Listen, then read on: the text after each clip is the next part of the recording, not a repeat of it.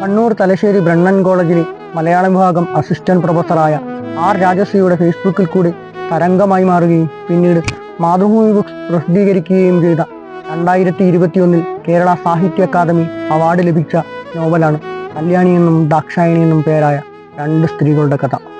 50 വർഷങ്ങൾക്ക് മുമ്പ് കണ്ണൂരിലെ ഒരു കുഗ്രാമത്തിൽ ജീവിച്ചിരുന്ന കല്യാണിയുടെയും ദാക്ഷായണിയുടെയും അവരെ ചുറ്റിപ്പറ്റിയുള്ള നിരവധിയായ സ്ത്രീകളുടെയും പുരുഷന്മാരുടെയും ജീവിതമാണ് ഇതിൽ പറയുന്നത്.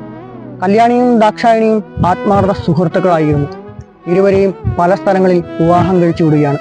അതിനുശേഷമുള്ളവരുടെ ജീവിത ചുറ്റുപാടും സാഹചര്യങ്ങളും നിലപാടുകളും സംസ്കാരവും തുറന്നു പറച്ചിലുകളും എന്നതിലുപരി ഒറ്റയ്ക്ക് ജീവിക്കാൻ ശ്രമിക്കുകയും ജീവിക്കുകയും ചെയ്യുന്ന രണ്ട് കരുത്തരായ സ്ത്രീകളുടെ ജീവിതം ഫിക്ഷൻ രൂപേണ ആർ രാജശ്രീ അവതരിപ്പിക്കുകയാണ് ഈ നോവലിലൂടെ.